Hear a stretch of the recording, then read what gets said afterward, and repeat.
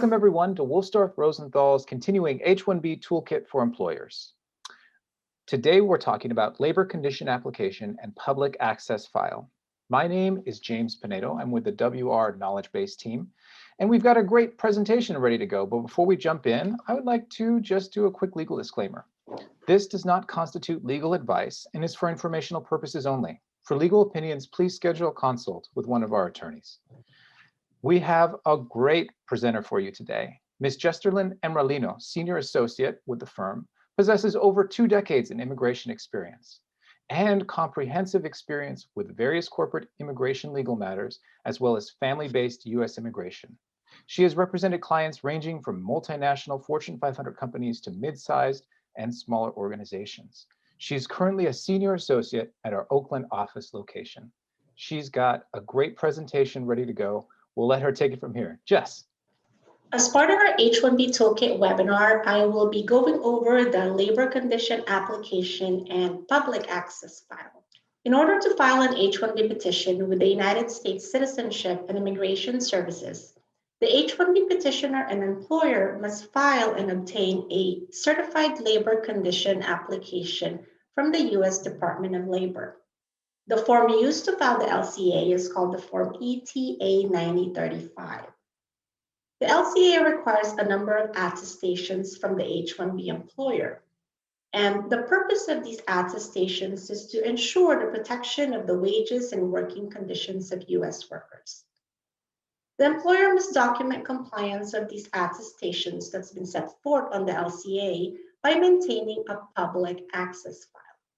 The labor condition application must contain accurate information regarding the H-1B position, which will include employer information, so that would be the name of the employer's federal identification number, the address, the telephone number.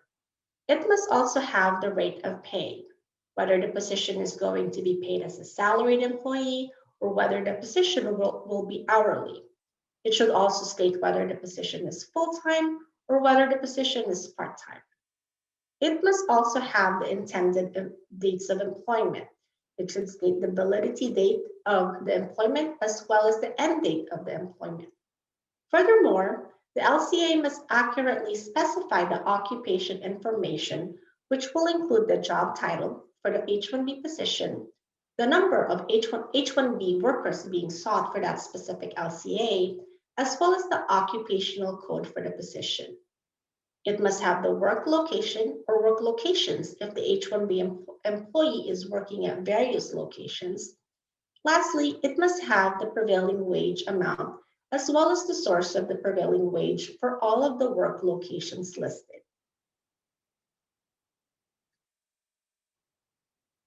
In the LCA, there are 4 main items that the employer must attest to in order for the LCA to be approved. Each attestation must be affirmed, or the application will not be approved by the Department of Labor. The first attestation is that the H-1B employer must attest that the H-1B employee will be paid the greater of either the actual or the prevailing wage rate. The prevailing wage rate is the going rate for the position. It is determined by the Department of Labor or other acceptable wage surveys. The actual wage survey is the wage the employer pays to similarly qualified employees in the occupational classification in the geographic area of employment. Nonetheless, the employer must be able to pay the greater of either the actual or the prevailing wage. The second attestation that the employer must be able to attest to is that it will provide the H-1B employee with the same working conditions and benefits that's offered to similarly employed U.S. workers. The third attestation that the employer must attest to is that it must be able to affirm that it is not experiencing a strike, a lockout, or a work stoppage in the same or similar job in the same work location or within the same area of intended employment. And lastly, the employer must provide notice of the filing of LCA to U.S. workers. This can be accomplished by providing notice to the company's union representative. If there is not a bargaining representative, The employer must post a copy of the notice at the work site. The notice must be posted in 2 conspicuous locations at the work site for 10 consecutive days. The company may opt to also post electronically. This can be accomplished by the employer posting the notice on the intranet homepage or by sending an email to all of the workers at the impacted worksite. What's important to remember here is that the company must electronically notify all employees at the place of employment. The employer must identify itself as an H-1B dependent employer or willful violator on the LCA form. The employer must attest that it has not and will not displace or lay off a U.S. worker in an equivalent job either within their own workforce or that of another employer. So this would be in a situation wherein they are hiring a contractor. And the displacement must not occur during a period beginning 90 days before the H-1B petition date and lasting until 90 days after the filing date. H-1B dependent employer must also make good faith efforts to recruit U.S. workers for the position. The employer must recruit potential U.S. workers for the position through advertising, job fairs, and other standard forms of recruitment. These recruitment efforts must be documented and must be made available in the public access file. We will obtain the necessary information from the company in order to draft the labor condition application. Once it is drafted, we will ask the company to post the LCA for 10 days at 2 conspicuous locations, or as indicated earlier, the company can also post electronically. Once we have confirmation of the posting, we will submit the LCA on behalf of the company through FLAG, which is a Department of Labor platform. Once posted, it will take 7 to 10 business days to receive approval. We have to take this time into account in the preparation of the H-1B petition, as it will impact timing. As noted earlier, in filing an LCA, the employer must document compliance by maintaining a public access file. An employer that files an LCA for an H-1B worker must maintain a public access file for each LCA. There has to be a public access file for each one.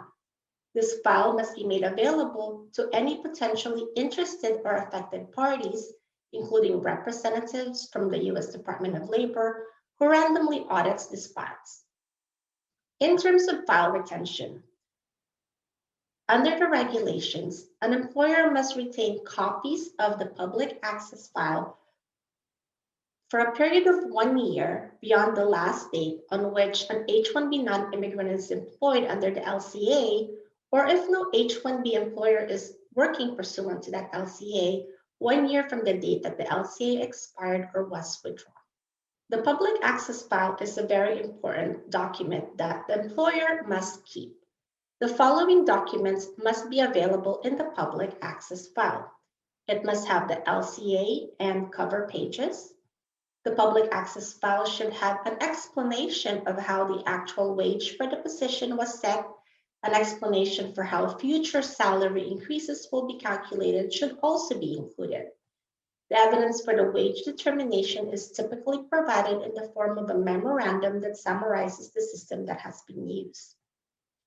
The employer must also keep a copy of the documentation used to determine the prevailing wage rate for the position.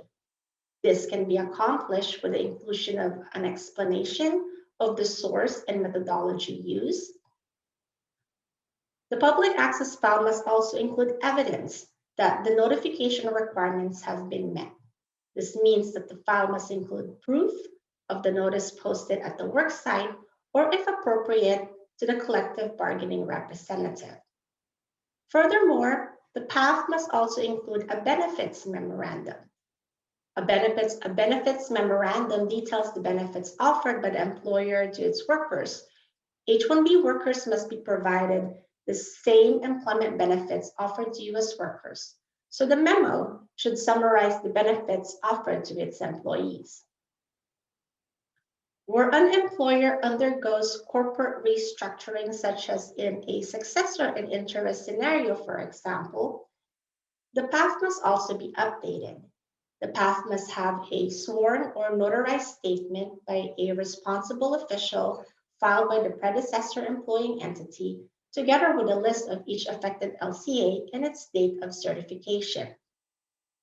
It should also have a description of the actual wage system and the FEIN or Federal Employer Identification Number of the new employing entity. If the H-1B dependent employer has indicated that it is employing an employee who is exempt, it must include a list of all exempt employees. Additionally, the public access file must contain a summary of the recruitment methods used and the details of the recruitment. Where the employer utilizes the definition of single employer in the Internal Revenue Code, a list of any entities included should also be part of the public access file as well. Thank you also very much for joining us in this webinar that discusses the labor condition application as well as the public access file. Should you have any questions or would like to get additional information, my contact information is below, or feel free to contact any of our locations. Thank you.